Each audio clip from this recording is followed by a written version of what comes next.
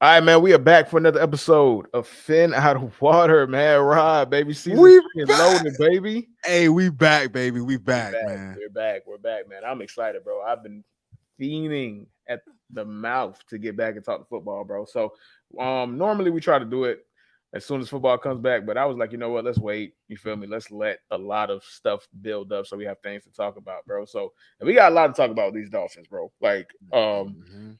Tua's still getting disrespected. Keep my They're name out your mouth, man. Keep my name out your mouth. man, too like God. Like he's just too adorable, man. Like he's just too adorable, bro. Like no matter how hard he tries, man. Hey, listen, Herbie. If you want to get scrappy, we can get scrappy, nigga. All right. Shout out to my dog. We'll get to that though. We'll We'll get to get to that. that, man. We'll get to I know we that. wanted. I know you wanted to talk about some observations for offense and defense. Just catch up on what's been going on with this preseason, leading up into the season, leading up from off of what you expect and what you've seen from this offseason and just everything that's going into this season for the Dolphins, right? Like we know that you guys found a way to almost finish 500 last year again, but this is a new year and the enthusiasm is at an all-time high, bro. So we're gonna address everything like that and All time. whatnot, bro. So where we want to start though is something a little closer to my heart. Again, this is a Dolphins podcast. We talk about the Dolphins. We always address the Dolphins. Why it's called Fin Out of Water. If you're new, that's probably why. And if you are new, make sure you like, comment, and subscribe, of course. But we got to talk about the Cowboys real quick, Rod. And Yeah. I am the resident Cowboys fan. That word, it's not as strong. It's not as strong in the waning years. And I'll give you the example of how unstrong my fandom is for the Cowboys. So I was talking to a mutual friend, and he made a joke, or he made a reference to a joke about Stephen A. sending a tweet saying, "Ham, why the Cowboys need to trade for a quarterback? I thought y'all got Dak, right? I thought y'all got Dak." I didn't really know what he was talking about. Right. That's how disconnected I am. So me at 2 o'clock in the morning, mind you, decided to just scroll through the internet, and I seen a Facebook post where I'm in a Cowboys fan group, right? And they were talking about Trey Lance and the Cowboys. And I just like, why are they talking about Trey Lance and the Cowboys? This is at 2 a.m., by the way. Like, it don't make any fucking sense. Like, huh? Right. So I'm like, all right, let me go search Trey Lance on Twitter. And I see Trey Lance's tweet. I'm trending. I'm like, Hmm. that's strange. Okay. I click on Trey Lance's name, and Lord, you behold it. Trey Lance traded to the Cowboys for a fifth round pick. Could not believe it. Or fourth round pick. Could not believe it. I don't get it. I don't understand the purpose behind it. Like, he doesn't help us. What was the point? Right? And Dak is still young. Like, quarterbacks are playing into their 40s. So it's not like Dak is some guy that's on his last legs. Like, all right, you want to see where you're going. Dak just got a contract, and he's probably going to sign another contract. So I'm confused by it. But there's two conversations I want to have: the Cowboys conversation as a fan, and then the Trey Lance conversation. The Trey Lance conversation, in my opinion, or how I want to tackle it and address it, is far more interesting because there's really not that much meat on the bone as a Cowboys fan. And when it comes to the Cowboys, he's just going to Right. be a backup. That's all he is, right? Like Right. he's just going to Yeah. be a backup. That's what you pay. You traded for a backup. That's it. We traded for a backup who might not even be above Cooper Rush on our depth chart. Like he went from a third string to being a third string in another. Just he went from red and gold to metallic and blue, right? So his situation, his outlook, and how he's viewed is, I think, completely the same. I don't see him getting on the field for packages, especially not with Mike McCarthy as like the head honcho. So Of I course. don't get it, right? So let's just nip that in the butt because it's not really that much to talk about. We do have to talk about Trey Lance, the Trey Lance aspect of it, and the 49ers aspect of it. This might be the worst trade in the history of the NFL, bro. And I'm not talking about the trade to the Cowboys. I'm talking about the No, trade, I know yeah, exactly the the trade you draft mean. trade For him to go up, for them to go up and get him. to go from 12th to 3rd to get Trey Lance, who you knew did not play football, who you knew only had a glorified game in his last collegiate game, one game as a showcase. It was basically a combine before a combine that they literally bent the rules for him because his entire division did not play football that year. They bent the rules specifically for him so he could play in one game. You knew this. You knew that he has 400 career pass attempts in his college career, period. You knew this. And you didn't have a plan. Okay, fine. You didn't have a plan. Fine. What compounds the stupidity is this is a draft that had Jamar Chase, Penei Sewell, Devontae Smith, Jalen Waddle, Micah Parsons, Patrick Surtain Jr. Like, this might rival the 2011 draft and the 2014 draft. Like, in regards of potential Hall of Fame talent. Yes. We got Micah Parsons at 12. Micah Parsons might be the best player in his draft, and he was picked 12. Right. In a draft that he shares with Trevor Lawrence. In a draft that had Kyle Pitts in it. Like, Kyle Pitts might not be great for the Falcons. Kyle Pitts would have been amazing for the 49ers. Like, okay, fine. Whatever. Say what you want about Justin Fields. Justin Fields was available at 11. Like, you traded 3 first-round picks. 3. You traded him 2 years later for a 4th. This is a debacle, Rod. Go ahead, bro. The floor is yours, bro. How do you feel about this? Well, talking about it from the Trey Lance aspect of it, the 49ers aspect of it, Kyle Shanahan is so lucky that Brock Purdy looked as good as he did last year. Because if it wasn't for Brock Purdy kind of coming out, managing the 49ers the way they needed to be managed last year, taking them all the way into the playoffs, winning a playoff game, I think this move would look so much worse. And you got to think about it, Herbie. Trey Lance was drafted to be the face of the franchise for the 49ers. This man couldn't beat out Sam Darnold. Like, this man could beat out Sam Darnold in an offense that he's been in since he's been drafted. Like what a colossal failure on the 49ers part. And the worst part about it is, Herbie, they're not going to suffer for it. Yeah. That's the crazy part. Like, they're not going to, like most teams, when you fail to draft a quarterback, you have another at minimum 3, 4, maybe even 5 years of just futility. You're just trash. You're rebuilding. But for them to miss on a pick that phenomenal and still be one of the favorites, they're not just a team that you think is going to make the playoffs. People think they're going to be a favorite. Some people think they are the favorites in the NFC. Man, like, that's the part that it's like, I just hate that Kyle Shanahan gets to get away with this, dog. Yeah, he always gets to skate. He always gets to skate. It's the luckiest shit. I mean, credit to him, credit to the GM. They do a good job of acquiring talent. They've done a great job of building their roster, getting guys that fit in their scheme and whatnot. But I'm right there with you, Herb. I really can't think of another trade that's as bad as this one, dog. In terms of just how I play, Trey Lance didn't even see hasn't even seen the field, dog. Like this nigga has not done anything in his first 3 years in the NFL, and it's a shame. No, and hold on, bro. So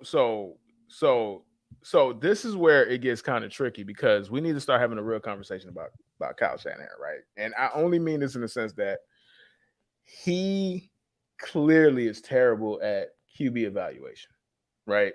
Now, I would say this, and this is going back to 3 years ago when the draft happened. And remember, the first person to say, hey, you know what? The 49ers, because they didn't do it the day of the draft, right? They made that trade leading up to the draft. And that's how the Mac Jones to the 49ers rumors started, right? And again, in hindsight, absolutely nonsense, bro. You don't trade 3 first-round picks to get Mac Jones, right? They didn't do that. Right. But remember, Chris Sims said, I know my buddy Kyle. I know the kind of guy he looks for. And it seems like they're trying to get Mac Jones, right? I am convinced that he never wanted Trey Lance. Because not only did he never seemed like he wanted Trey Lance to ever be his quarterback. He never seemed like he was like, you know what, I want to give Trey the best chance to succeed at this. And that's malpractice on one. Two, the other reason why he shouldn't skate is because you already missed out on Patrick Mahomes, bro. You already missed out on Patrick Mahomes, bro. You already misevaluated talent in that regard. Like, either he is not who we think he is as a QB evaluator or as a floor raiser, or he is not good at dealing with quarterbacks that force him to not use his system. And it looks like it's the combination of both. Yeah, but because they keep winning, he gets to skate, bro. Well, think about it. His area of expertise, like what he's known for is offense. But when you think about the 49ers these past few years, like, yeah, the offense has been good, but I mean, the defense has really been like the cornerstone when you got guys like Mufanga and Fred Warner. Like, I mean, they're loaded on the defensive side of the ball. So they've been taken care of in that aspect. And then to your point, it's just it didn't really look like it never felt like Trey Lance was going to be the guy to take the mantle for the Niners. Even when they drafted him, it kind of felt like an out of nowhere move, like to move up all the way to third just to draft a guy that you're not even like, you barely even seen him play in college. It was just bizarre. And it's just not surprising that a bizarre move like that ends in a bizarre fashion. It's just all right, man. So let's transition. Let's get to some more Dolphins talk or whatever, right? And this is actually what I wanted to talk about, man. So let's go ahead and get some Dolphins talk, man.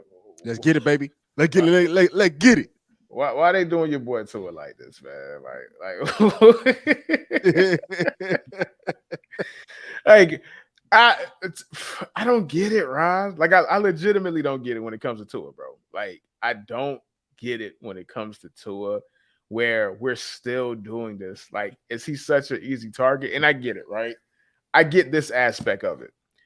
2-9 is such a huge force online that if you use Tua to get engagement, you will get engagement. Oh, yeah. And the name of the game of the online presence is to get engagement. Mm-hmm. But normally, it doesn't happen for quarterbacks that share the space that Tua shares, bro. Right. Tua is not a top 5 quarterback. Like, no disrespect, he's just not a top 5 quarterback, right?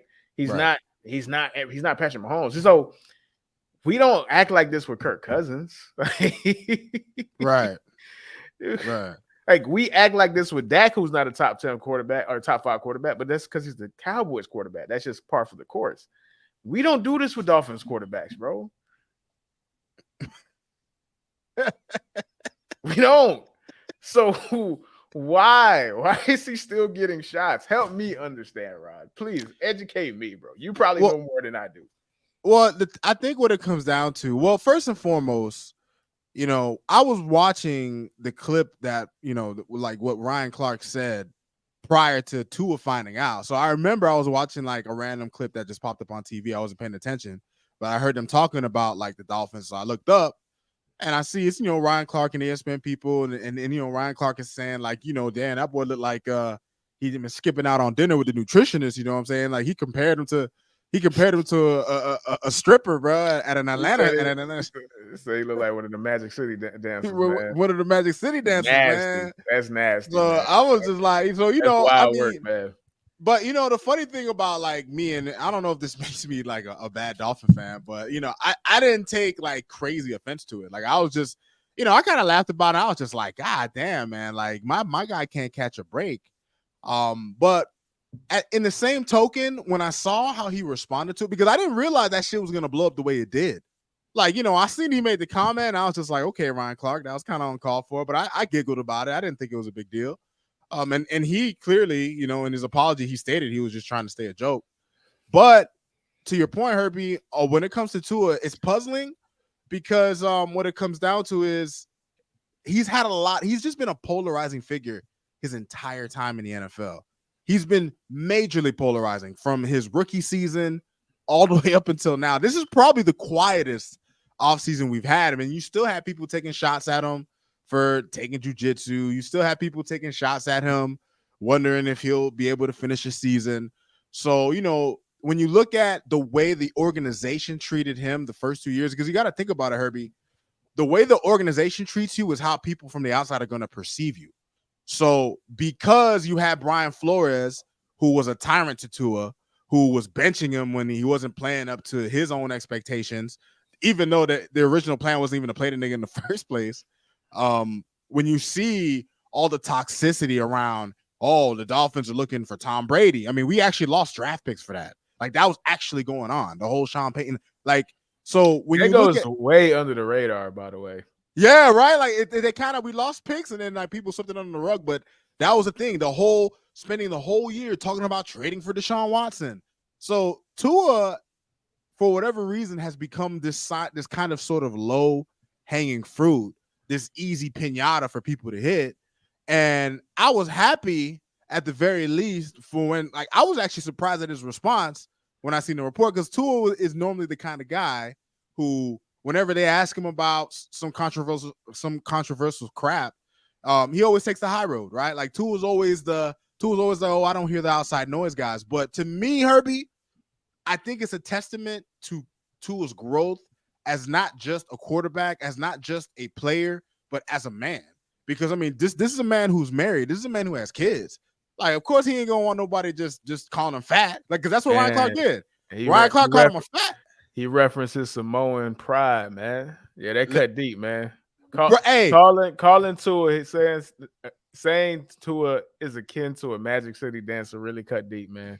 What? And think about it. And listen, man, Ryan Clark better be careful, man. Them Samoan tattoos are summoning jutsu, man. That boy could call the Usos, Roman Reigns, The Rock. Don't mess with those Samoans, man. But listen, Herbie, I'm gonna tell you this. I loved Tua's response to it. Like, at first I was kind of like taken aback, but when he was just like, hey, yo, if we could get scrappy. And it's just funny because Tua was like not trying to be like that, like when he's saying it, but you could tell that he had finally reached that point where he's like, you know what? He's like, I've been working so hard to get to this point. I've been dealing with so much of y'all bullshit that I would just appreciate if y'all motherfuckers just kept my name out your mouth, because Tua is a private guy. He's not even asking for all this attention. It just comes to him. Okay, with the concussions and everything. So two things. One, I want you to address the fact that you can't half step it, right? Right. Either you're gonna say keep your name on my mouth, or you be respectful. Say, you can't do both, right? Because he was like, keep my name at your mouth, but no, niggas. Hey, fuck Ryan Clark, bro. No, that I agree with that. Like, I felt like he should have just he was teetering. Right, like he was like fighting himself. I can see, like, you can see, like, he lost steam towards the end of his press conference, bro, because he never does that. But more importantly, though, I want you to respond to this. What we have for the comments from the live viewers, bro. So y'all didn't love Tua throwing an interception on his first throw and then trying to jujutsu tackle the DB with his lower back. Buddy almost took his knee to the head on the first play, man. Rod, respond. I don't give a fuck about that. It's preseason, man. It's okay. I mean, listen. Hey, he don't. Listen, my dog bulked up for a reason. He had to show us what he had to work with, man. Come on, man. Okay, so on that play, right? So I think I was watching JT O'Sullivan break it down, and he was like, "Yo, what the fuck is Tua looking at?" Right? So I guess because there was somebody else that Tua had open, and he just threw it straight to the defender. He was also, like, he was part shocked that Tua made such a boneheaded decision, which Tua is known to do. Like, that's just, he's a gunslinger. Like you said, we have probably one of our most viral clips is you breaking down how he is a gunslinger. But he also said that for him to make that tackle was crazy impressive. And if you actually go look at the play, it wasn't impressive because he shed a tackle, hit a 360, and got that dude's knee, bro. Oh, and he wanted that tackle, dog. Yeah, but should your quarterback be doing that though, Rob? Nah, Tua. I mean, obviously we don't want to see him doing that, But I mean, listen, this was his first time back in game action for 230 plus days. Like, you know, the guy got out there. He was in the heat of the moment. Like I wasn't like even when he threw the pick because, dude, Dolphins fans were anticipating seeing this nigga because we haven't seen this nigga since he was knocked out of the Packers game, basically. And I just remember, and when I was watching the play, dog, I just cracked up, Herbie, like because when you watch the play, like there's no matter how you break the film down, there's just no explicable reason why you make that throw. Other than that, maybe you know the game was kind of moving a little too fast. This is his first game back, yada yada yada. But then, I mean, you look at the very like we started disastrously in that preseason game because the defense held it down the whole game. But on the second series, the very first snap is a high snap that Tua has to leap up to get. We give it to the running back. We get dropped on the 1 yard line, but then we march 99 yards on the field for a touchdown. So, you know, I took the good with the bad, man. But I was happy to see how he looked on the bounce back drive, right? Like he made a boneheaded decision early, and then to a typical fashion, he delivered a touchdown. Nothing new, man. Nothing new under the sun. Yeah, and that's the thing about Tua. So I got some of the stats up right here, right? Like you guys ultimately won 28-3. Like it wasn't close. Now, granted, we don't know what to put. We don't really put too much stock in preseason, but you would want your team to look better than not good, right? You would want your team to score 28 and not 3 points in a preseason game, obviously, right? Right. The running game is still looking really good, and the overall team still looks good. So I do want to transition to this point. Oh, matter of fact, we have a lot of comments though, so we got to get my boy Parzival up in his bits. All right, I'm gonna let you answer this one, right? So, can you read it or want me to read it to you? Oh, I think about it. Tua has not gotten any better since he's gotten in the league. He just keeps getting better weapons around him, so he looks better. The Dolphins have so much talent that they're only limited by Tua. What's going on, Josh? I know my guy. First of all, I have to disagree with that, man. I'm not gonna say that Tua hasn't gotten any better because if Tua has not gotten any better, what you mean saying, okay, dude? It's no. Don't get off track. I'm just cycling through the comments. I want you to respond to the last one though. That's what I want you to respond to. So I'll put it back on there for you. No, it's fine. Like when he says that Tua, like, okay, obviously when you have better weapons, you're gonna look better, right, Herbie? Like Josh Allen, his first 2 years. Yeah, Jalen. You know what I'm saying? Like you could go like Joe Burrow has Jamar Chase and T. Higgins, and he has the other dude. Like obviously quarterbacks need weapons to look good. When people say Tua hasn't gotten any better, I don't really understand what you mean. Obviously, his ability to throw with anticipation is better. With timing is better. He has gotten better with moving in the pocket. Like he has improved. Like there's no way you could watch him last year. Like put it like this, Herbie. You give a guy like Teddy Bridgewater. Wait. I want to throw this in there too. So because I want this point to go. His arm strength is better too. Like if you go back and watch the film of that episode, that same game, you can watch. It's called the QB School. Like there was one out route that he threw with incredible anticipation, and it had zip. So his arm strength is better too. So I want to make sure that I get that point in. But go on, Rod. Right, Teddy Bridgewater, like you were saying. No, like you know, whenever people talk about like average quarterbacks, right? Like to me, when you talk about someone who's average or in that mediocre range, you see a guy like Teddy Bridgewater when he had Tyreek Hill, and what did he do with Tyreek Hill and Jalen Watt? We couldn't even break 20 points. So when you sit there and tell me that he hasn't gotten any better, I just think that's hogwash because at the end of the day, like the thing about Tua's the things that make Tua a good quarterback are just not things that pop out to you like Patrick Mahomes with his amazing arm strength and his ability to just throw all these kind of crazy passes and scramble and improvise and stuff improvise and things like that. Like there are guys whose skill set, their skill set shows more and it pops out to you on the screen. But Tua just has more of he's supposed to have more of the cerebral man's game. And to the decision making point, that is the one aspect of his game that I'm looking to see improve this year. And there were times last year where Tua looked like a fucking machine. Like for someone to say that he's like Tua when he's on his A game could be as good as any quarterback in the league. I see people all on the internet say all the time, "Oh, he's a one-read quarterback." Well, that just depends on the play. Like if you're running an RPO doesn't have 3 or 4 progressions, Herbie. Like an RPO might have 2. So when you look at it, Herbie, it's all about the plays. Like I've seen plenty of film of Tua looking at his 1, looking at 2, looking at 3, looking at 1, looking at 2, going to check down. Like what we want to see from him is the biggest problem he had last year, Herbie, was during the middle of the season. We were able to attack the middle of the field so easily that we got addicted to it, and teams started playing on those tendencies. But if you go back and watch film of the other games, Tua was able to throw out routes. He was able to throw corner routes. He was able to throw comeback routes. He was able to throw to the sidelines. He was able to throw it short. And now, and what I like seeing in preseason was he's more willing to throw it to his running backs because we have a Devon Achane. We have a Raheem Mostert. Not only that, Tua was one of the best third down quarterbacks last year. He was one of the best red zone quarterbacks last year. Those weren't his numbers prior to last year. He's gotten better. You might not like him. You might not think he's that good, and that's okay. I'm fine with that. Like that's your opinion. But at the end of the day, you can't tell me he hasn't gotten better. I just can't agree with that. Josh, I ain't gonna hold you, bro. I see your comment. I'm not putting that up there, bro. Like that's wild, bro. I'm not putting that up there, bro. Like, Rod, I'll text it to you, Rod. I'll text it to you, bro. we not. Yeah, bro. We're a small channel, bro. You're not about to get us fucking blacklisted on YouTube, man. Not on this platform, buddy. Okay, so let's transition from that point, right? Because I don't want to spend too much time on the Tua conversation. We have literally 17 weeks to dissect Tua, right? But I want to do something that is a little more inside, a little more thought-provoking, and that's to talk about the team as a whole. Because that's ultimately at football at its core. And the most important, the reason why it's my favorite sport, because it's truly the ultimate team game, bro. Everything has to function for one. Just to get 5 yards, 11 people have to do something right. Yep.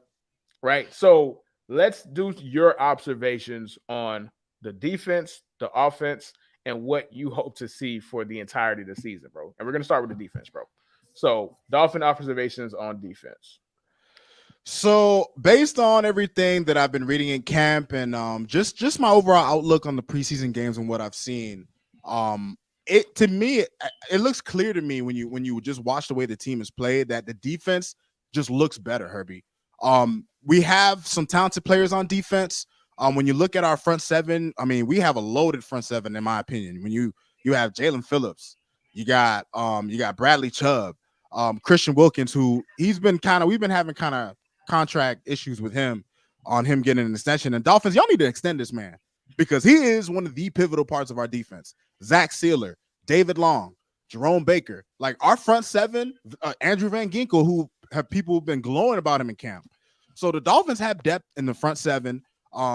They're even talking about trading Emmanuel Ogbah, which I'll get to that a little later in the podcast. But we have so much depth in our front seven, and we have so much talented players. And you look at the back end, even with Jalen Ramsey being hurt.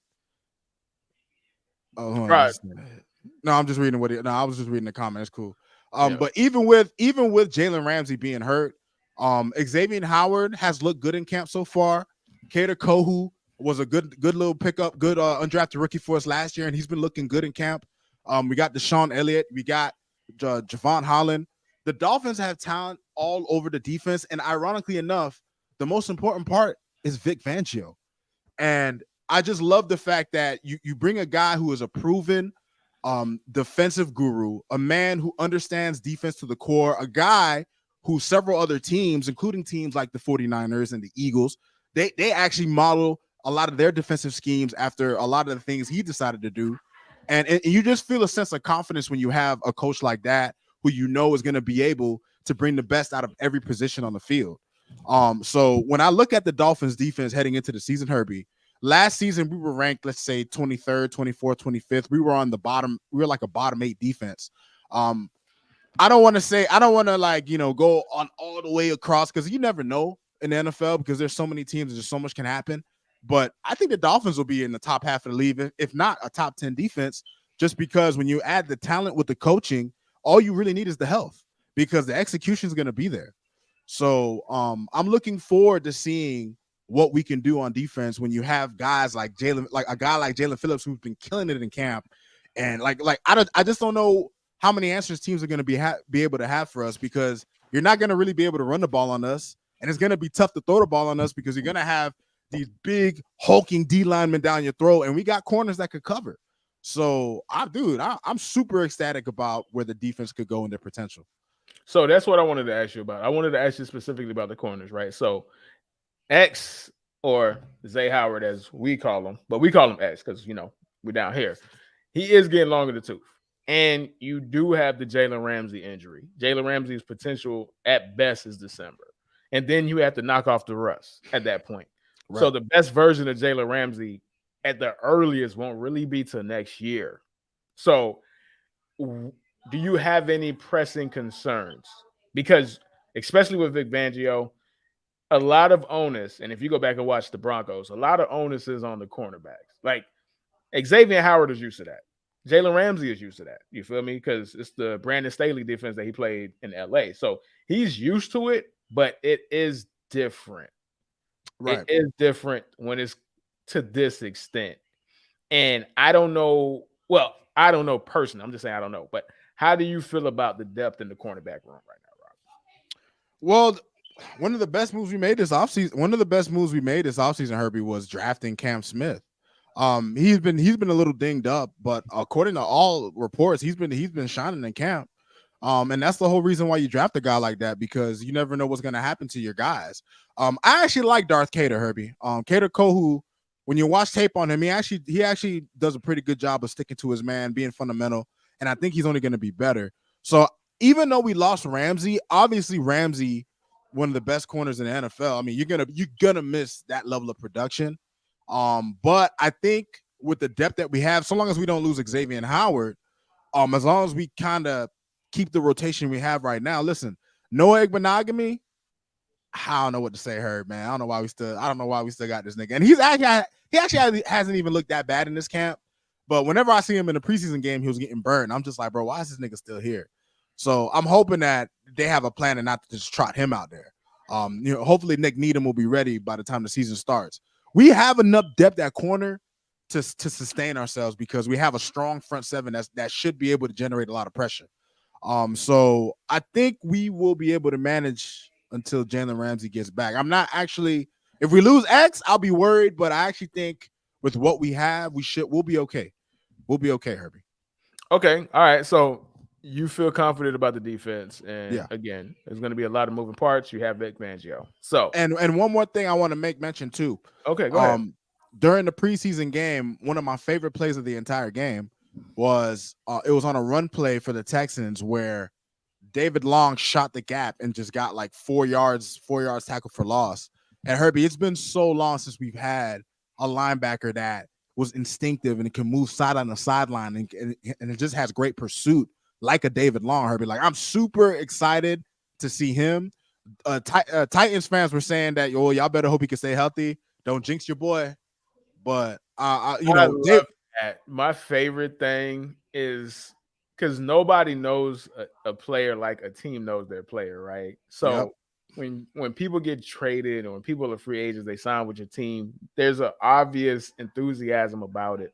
But the only way to truly know what you have coming to you is to go on that player's team's forums to really get the real deal, bro. You know what I'm saying? Yeah, that's how you know, bro. So let's transition to offense, though, man. Offense, at the end of the day, this team is going to be made or break by the offense. This is an offensive league. This team is driven by its offense. The team went as far as the offense took it. So what are your thoughts and concerns and things you're excited about to see with this offensive regime for this season, Rob? Well, Herb, I think maybe one of the more beautiful parts about going into the season is the fact that we already went through our growing pains last year. And a lot of our main players are back and they are used to the system. So, Herbie, I'm expecting our offense to be, if not just as good as last year, they can be better. Now, mind you, this will be Tua's first time while he's been in the NFL that he actually gets to reacclimate into a system. He's going, instead of learning something new, he's able to just master what he's already learned and all the adjustments that they've made to the offense. So, Herbie, I'm super excited to see exactly the kind of designs and creativity that a coach like Mike McDaniel, who proved that he had that last year, I'm looking forward to seeing how much more they add to that. On top of the fact that what I believe is that they want to run the ball more, Herbie. All this talk about Dalvin Cook and then Jonathan Taylor, and we drafted Devon Achane. I think this season, Mike McDaniel, who he made his name with the 49ers for designing their running game, their running scheme. So you would think that he would have brought that over, but I think Mike McDaniel got to the Dolphins and he was just like I don't know, he's just like somebody who got out of jail. He was free, nigga. He just had his Superman S on his chest, like this is my passing game. You know what I mean? But to that point, and sorry to cut you off, but no, you good. Yeah. So there's a profile that they did on Kyle Shanahan, right, and his coaching tree, because he's developed quite a decent coaching tree at this point, and that was one of the points. So at the time when Mike McDaniel, and I have to make sure I don't put an S at it at the end because I just want 209 will come for you, man. Dolphins fans will come for you, man. because yeah. But what happened is that he figured that out. He knew that the only way to get his foot in the door was to do the thing that nobody else wanted to do, which is to be a badass run game coordinator, dog. That was his end. So it's funny that you mentioned that because I don't think the nigga cares about it at all, bro. But he's just such an offensive, brilliant genius that he was able to be so good at it that he got Kyle Shanahan's job to the point where Kyle Shanahan let him run the press conferences because he knew he had the potential to be a head coach. Like, there's a lot that went on behind the scenes with that, bro. So I just wanted to get back to that. But go ahead. Go on, Rod. Yeah, man. Thank you for that. But yeah, Herbie, when it comes down to it, you look at a guy like Devon A-Chain and the speed that he has. You look at Raheem Mostert. The biggest concern that we have, and it's Herbie, there's two concerns. The number one concern is the concern we have every year. I texted that shit to you, Herbie. There are three things about the Dolphins that you can guarantee in life. I mean, there are three things in life that you can guarantee: death, taxes, and the Dolphins O-line is going to be a fucking question mark. And it's most likely not going to be good. We still have concerns at left guard. We still have slight concerns at right tackle because we don't know about Austin Jackson quite yet. So when it comes to the offensive line, we know Armstead, he had an injury scare. Let me tell you something, Herbie. The day that Armstead got hurt, Dolphins fans across the nation were like ready to jump off a bridge. Like it was about to be a colossal suicide watch, nigga. Because the second most important guy you really can't lose on this team outside of Tua is Teron Armstead. Like, you can lose Tyreek before you can lose Teron Armstead. And I know that sounds crazy because Tyreek is a huge part of what makes our offense so lethal. But without Teron Armstead, we're not going to be able to do anything because there's nothing to protect the head of the snake. So the offensive line last year, for all the crap that we did give it, the offensive line was okay.